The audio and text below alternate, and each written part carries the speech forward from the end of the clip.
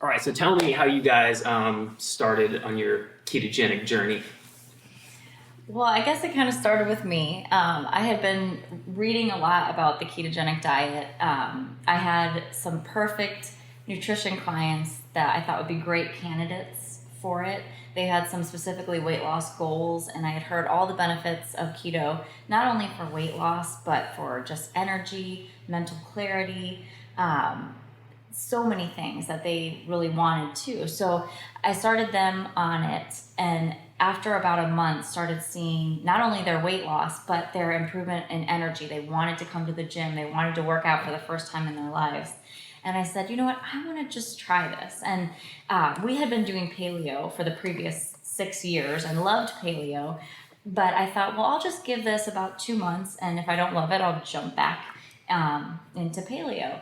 And so about a month in of me doing a ketogenic diet, Steve was like, oh my gosh, I want whatever you're taking. Like, he's like, I just want that energy. I don't know if it was exactly like that response. Well, he followed suit. So there was definitely something that I'm made always him a interested. curious kind of person. So for me, I like trying and, kind of attempting different things and seeing what works. And the keto diet was so counterintuitive to me. It was like, how would I eat so much fat and then not be hungry and not get fat? I've never been a huge, like, I thought I knew about nutrition, but there's a lot of people that think they know about nutrition that are like me, that are just into health and fitness, but we don't know that much about nutrition. Sure. And then there's people like Jess who actually know about nutrition and they can explain it.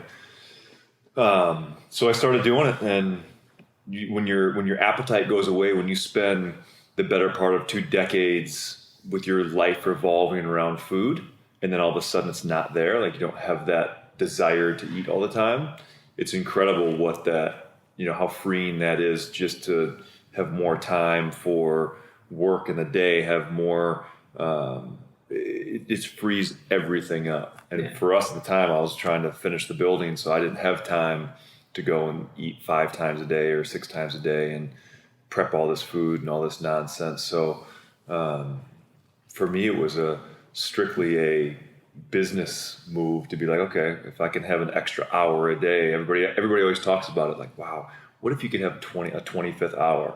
Well, I mean, for me, that's what keto did. It gave me that 25th hour. Yeah.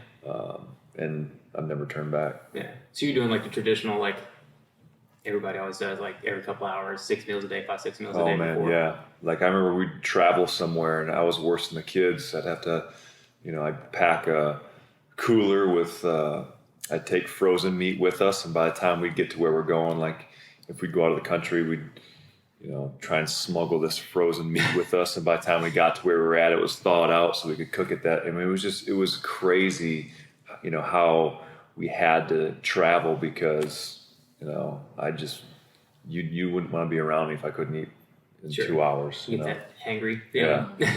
I took that to a new level. So. We'd always have to have snacks for Steve. Yeah. To keep him happy. And that's, like he said, so freeing. Yeah. When you aren't just at the mercy of when is the next meal / snack going to come. Sure. And sugar is what does that to you. Sugar sends you on that constant blood sugar roller coaster when, you have that insulin spike, low blood sugar, you're hungry again, you want more of it. Yeah. Well, when there isn't sugar in your system, your insulin levels are steady, you feel great and you can go for hours. And when you do eat, it's not like I need to grab whatever I see. It's I want some good, nutritious, fat-dense food, and you fill up again.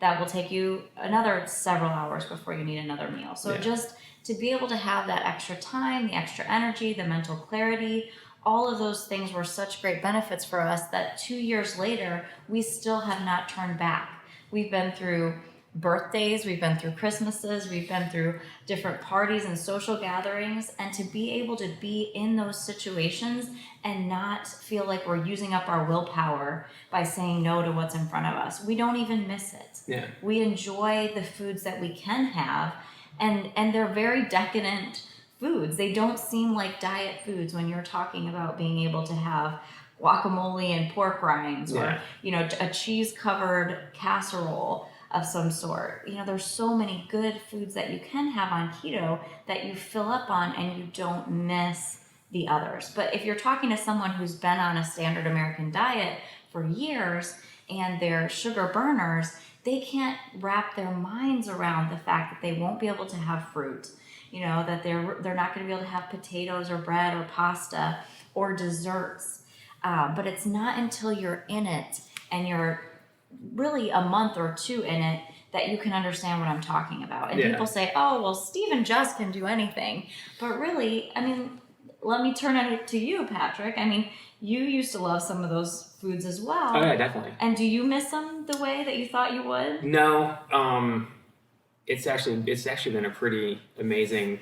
Like Steve, actually, I was thinking about when I first started, because I remember talking to you like 2-3 weeks in, and I was like, I'm losing weight, and but I'm eating like every couple hours. Like I made sure I was eating so I was like, how do I do this? Like I've always done when I've been fit or when I'm getting fit, and you know, because just like you, I have like, you know, just kind of an idea of what I should do. But I know what always worked for me, and I've always done something sort of low carb, and then just really cut out processed sugars, and then, you know, kept my carbs kind of low, and only got my carbs from like, I wouldn't even eat sweet potatoes or anything like that. I know a lot of people do that, you know, and they're a good slow burning carb, but I wouldn't do that just because it just didn't sit well in my system for me. But yeah, it was really surprising when you're like, oh, you need to stop doing that. Don't eat every couple hours. Like space your meals, and then I started getting less hungry. And then that's I think like 3 weeks in was the first time I was like, let me try to go like a day without eating. Let me just see what happens. And then I remember I came in because I did barbell club Thursday night. I hadn't eaten all day, and I came in to talk to you like on the next day, which was a Friday. We had our meeting or something like that, and I still hadn't eaten because I wanted to weigh in like a box. I was like, I'm gonna get my numbers low and cheat it. But I really just wasn't hungry, and I was so surprised like how satiated it actually was. And Tegan's birthday party, my son's birthday party, was this weekend, and you know, like a few people from CrossFit were there, and I was just like, yeah, I'm good on the cake. I don't want cake. You know, so yeah, I've been on it for 6 months. I haven't really had the want or need. I mean, every once in a while, you know, you'd be like, oh, what would it be like? But then I just think, I don't want to ruin it. You know, I don't want to ruin it by eating. And what you find is that your taste buds change. You know, something you thought would taste so good, that birthday cake or the frosting or even ice cream, and you try it and it's so unbelievably sweet that it's not even as rewarding as you thought it would be. Yeah, no, I had that with, I think we were talking about that. I had coffee, and, you know, the gas stations we had to go down to Florida for work, so the gas stations didn't have any, and I didn't bring any like Trudy or like safe, you know, sweeteners. And so I was like, oh, I'll just use the yellow packet. I know it's Splenda, but whatever. And I remember just taking like sip of it, going like, I'm about to go into diabetic shock right now. Like it is so sweet, you know. And I never liked dark chocolate before. You know, it kind of changes your taste buds because it was so bitter. Yeah. And when we went down there, one of the guys had some Hershey stuff, and he had like this special dark chocolate. It was like 90%. I was like, oh, and I felt like I was cheating, but I put it in my mouth. It was so good. It was like so unbelievably good. So it is kind of cool how it changes your taste buds and not wanting to do stuff. But I had experienced that before. Like when you eat healthy and you're on that for a while, and you don't do cheat days, or you do cheat day every once in a while, you just, you know, places that you may have gone before, like fast food or whatnot, you just don't. You don't have the urge to like want to stop and have a burger because you just remember how bad you feel, you know, after doing it. So it is kind of nice to do that and not feel the need to stop at Taco Bell and load up on nastiness, you know. So how have you guys found it? Because obviously, you know, you guys own CrossFit Vitality. So how have you found that it's affected like your workouts and stuff? I think for me, it just took a little while. I think if you're going to do this, I think there's a lot of people that will have excuses on why they can't do it. I think alcohol is one of the first ones you'll hear. And then, you know, someone that does some form of high intensity workout, whether it's CrossFit or anything else, they'll come up with an excuse that says, well, I can't do it because I'm not going to be able to function in these style of workouts anymore. And it just takes some time. It's going to take, I mean, probably 6 or 8 months. That's how long it took me before my body like really kind of started to feel normal again. But for me, it was one of those things. I think you just got to prioritize what you want out of it. And for me, if I'm not competing anymore, who cares if my deadlift isn't as strong or I'm not as fast in some of these workouts for 3 or 4 months. If the flip side of that is I can, work harder, concentrate better, get up earlier, stay up later, whatever it is, keeps me focused throughout the day, then to me that's worth it. Now it's one of those things where it kind of has flipped, where now I feel pretty decent. And you probably, I think maybe 5 or 10%, you'll find like a reduction in some of the strength numbers or whatever. But again, a lot of the people that get so concerned about that, you just got to remind them that they don't get paid. We don't get paid to deadlift. Yeah. All right. We pay to deadlift. Like the clients of ours, they're paying to actually work out. Right. So, if it's healthier to and more beneficial for them to get on a ketogenic diet, I think it makes a lot of sense for them. Sure. Well, and CrossFit is a very glycolytically demanding sport. I mean, it's very high intensity.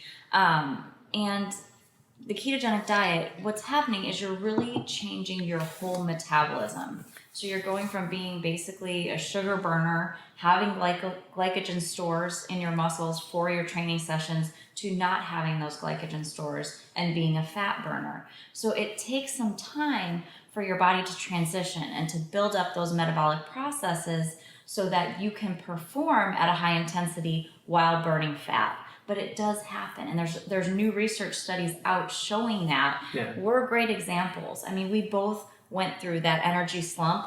I honestly, with my clients, I see that females have it a little bit worse than males. Males tend to, after a month or so, their workouts feel pretty good. Ladies take a little bit longer hormonally to get back to where they were.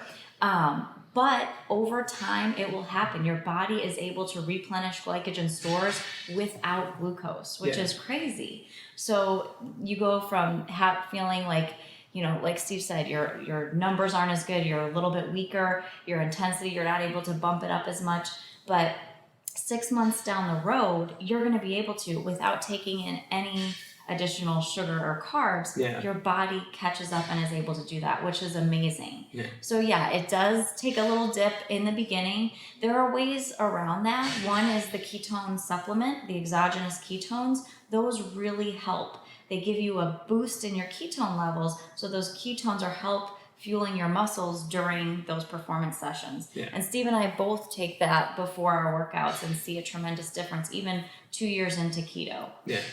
I think the other thing that might be happening, I don't know if there's any research behind it, there's probably not, but I think the majority of people that say that there's this decrease in performance, I don't really know that they have a baseline to compare anything to. Sure. And I think this just gives them a little bit of a psychological advantage where they can say, hey, I feel bad, this is why I'm not working out right. Sure. But if you really peeled back the onion, you'd see maybe they got 4 hours of sleep the night before. Maybe they ate keto foods, whatever.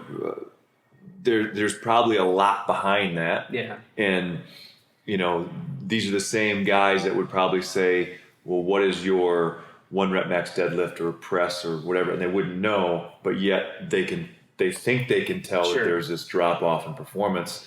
I think that for the most part, that might be a psychological thing where you're just letting it kind of, you're supposed to feel this lethargy or whatever, this lack of energy. So then this manifests in their head. And now you're looking to feel something different. Yeah. Looking for kind of an excuse or an out, we kind of like to do that sometimes. So I know some of the guys here, I think it was about a week ago, Kelly had come up, they were asking her, and then she said, you should really ask Patrick, but they were asking, like how long after you started doing keto did you feel like you could jump back into the workouts like 100%? But I was like, I'm not a good judge because I started keto the same, 2 days before I started CrossFit. And I was so out of shape, but I haven't really felt, I felt there's been some times that, I feel like low energy or whatever, but I also think exactly like you do. I'm being honest with you. It's like, instead of skipping a workout, I just think it's just my body telling me that I don't want to go today. I'm creating an excuse for myself. So just go ahead and go and work. But all of my numbers have been going up for 6 months. And to go from not being able to do anything, I couldn't do a pull up and then to be able to knock 20 out, without stopping now. So I definitely don't think I'm on the same along the lines of you. I know there's some Navy SEALs that wrote a great book called Extreme Ownership, and one of the guys said, you know, people think that they're working out to their maximum capacity, but really they quit at 40%. Like they really can go a lot farther. So I know just from a military background, like how far you can really push the human mind, like psychosomatically, you know, before your body wants to give up. I mean, I think it's good for you to be intuitive and know when your body's like, when you've overtrained or whatnot. But I do think, like Steve, it's kind of that same thing. You know, it's just kind of making an excuse to why you can't. I hear that all the time too. Like drinking is number one. Fruit, I think, would be number two. Everybody's like, how do you go without eating fruit? I'm like, I just do. And I was like, and it's not that I don't eat fruit. I mean, I still have like raspberries or blueberries, just whatever the low glycemic index foods are, you know, instead of like, I do bananas and apples all the time. Nobody liked fruit more than I did. Yeah. Nobody. Fruit was like the what I used to get peanut butter into my body. And, to give it up was tough, but I honestly, I don't miss it. I thought I'd miss strawberries and raspberries and blueberries, and you don't. And people think you're crazy and whatever, you know. Now he uses peanut butter. Yeah. Or now he uses celery to get Celery, peanut yeah. butter into his body. That's the biggest. Or the spoon. Yeah. You got to find something to get the peanut butter from the jar into your belly. Yeah. But yeah, I think that it's just, it's hard for me sometimes to understand if someone's having issues, either autoimmune issues, or they just can't find a diet that works or a nutrition program that works. It's hard for me to say, to hear someone say, well, keto's not for me and never try it. Yeah. I'm telling you that as crazy as paleo sounded 8 years ago when Jess and I were talking about doing it, keto's 3 times as crazy. If you look at if you look at it on paper, you're like, oh, well, paleo makes kind of sense. There's nothing logical to someone that doesn't understand nutrition about the ketogenic diet. Oh yeah. So, but I would bet, I'll put money on that. I think keto will be twice as big as paleo ever was. Yeah. And If people can make the commitment, you have to make a 2-month commitment and say, no matter how bad I feel in the beginning, I'm going to get myself to the 2-month mark. Once you get there, there's a very small chance you're going to turn back. Yeah. Because you're feeling so good at that point. But it's convincing people fat is not bad for you. Fat is not going to make you fat. Your cholesterol may go up, but it's going to be the good cholesterol. Your triglycerides are going to go down. Your blood work will be pristine. But if you have a doctor, because conventional doctors are still saying fat isn't good for you. Yeah. Eat more protein, eat higher carbohydrates. And if you have a doctor in your ear telling you that, it's really hard for you to go against that. Yeah. You know, so it just comes down to case at a time, us showing. Look at the transformations we've seen. Look at the blood work. Look at the autoimmune disease. Steve has reversed his ulcerative colitis. Yeah. He's on no medication. You know, so every time we see another person do that, those kind of statistics can't be ignored. Yeah. I mean, I think that's the same thing for me. Like, because Chris and I were talking about when I first started that you had some, you know, gastrointestinal issues. Yeah. And I've had some too as well. So it's just having that. And then, for me, I think the craziest thing is going from taking a high dose of levoxythyroid for hypothyroidism, and just making me feel miserable. I mean, I think I was miserable for probably 3 or 4 months while I was trying to adapt. Like, we're just trying different dosages and different medications to try to make that work for me, and just having such a swollen thyroid. And then, like, to not taking any medication, to me, that's like astronomical. Like, the difference. And then how I feel, you know, doing that is it's unreal. And then to still come in and, like, you know, do a workout every day, you know, like I try to at least get in 5 days a week, you know, minimum 4, but to try to still do that and to feel like I can still go in and go as hard as I can go. I know it's not as legit as some of the other people, but for me, it's, you know, it's legit personally. So, but yeah, to be completely off medication, I mean, my endocrinologist couldn't have guessed. And he was the one who recommended it. And just to go to that point too, like seeing it on paper, you know, that's like that.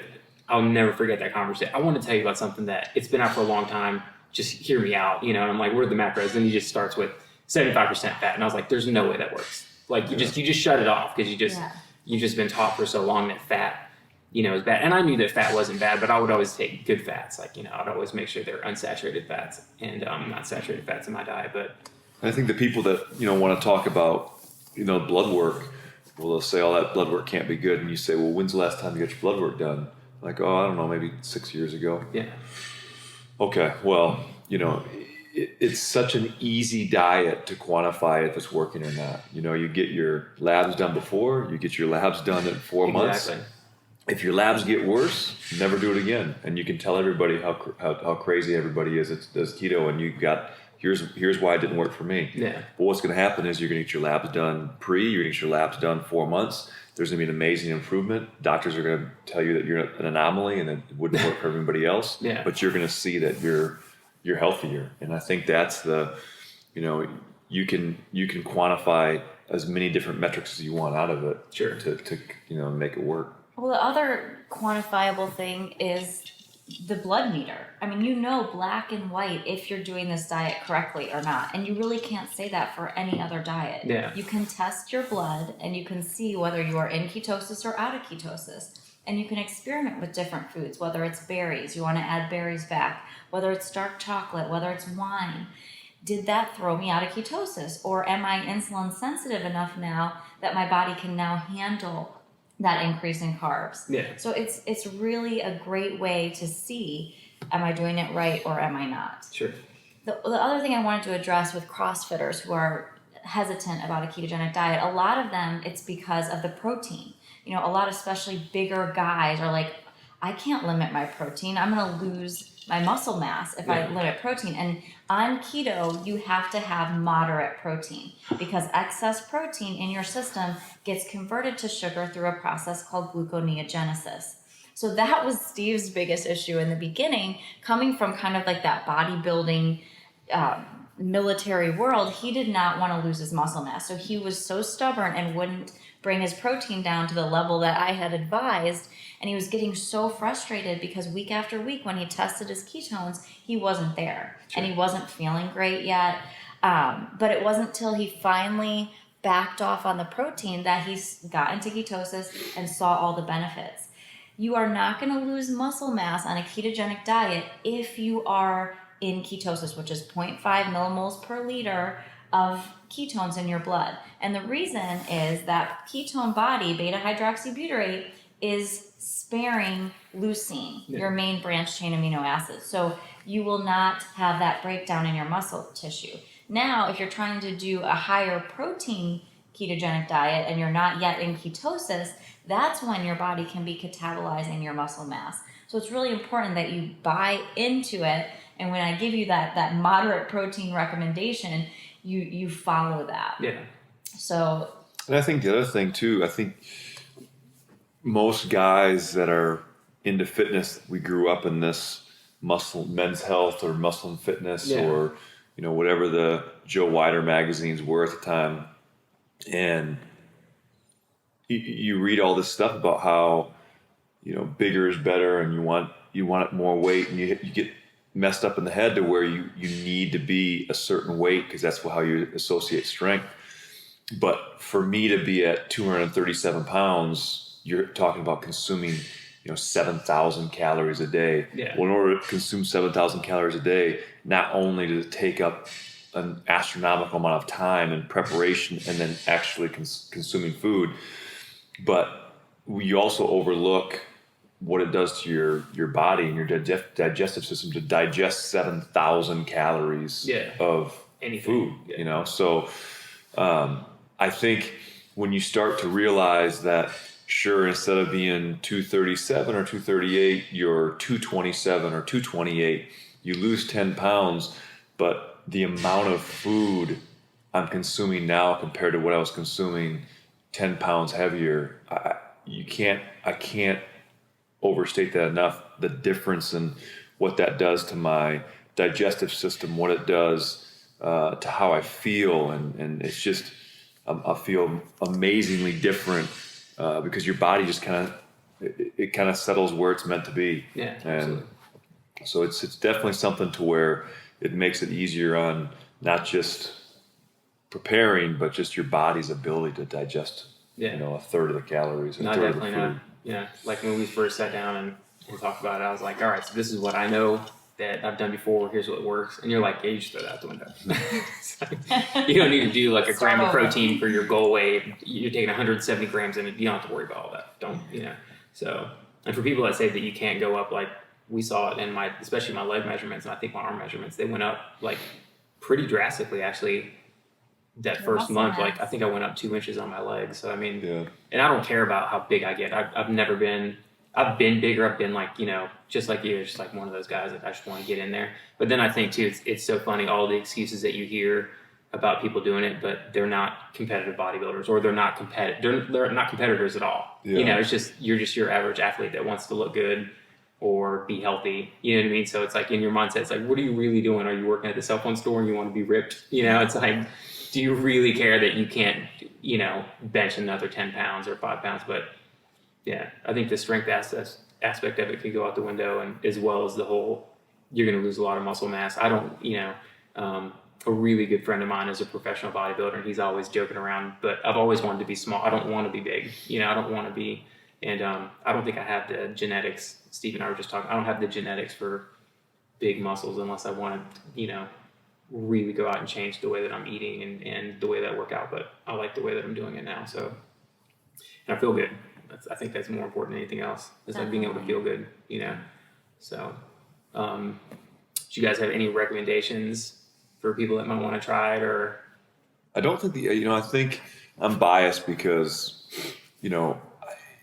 I run a gym every day. This is all I do. I'm here 16 hours a day, and I couldn't do it on my own. I think people think because they can go online and like Google it and be like, okay, well, what did so-and-so do on like an online forum, who's really like a 15-year-old kid who, knows how to use a computer, typing up what he did. So you copy that, and that's wrong. So if someone copied what I did, they're never going to be in ketosis. Never going to happen.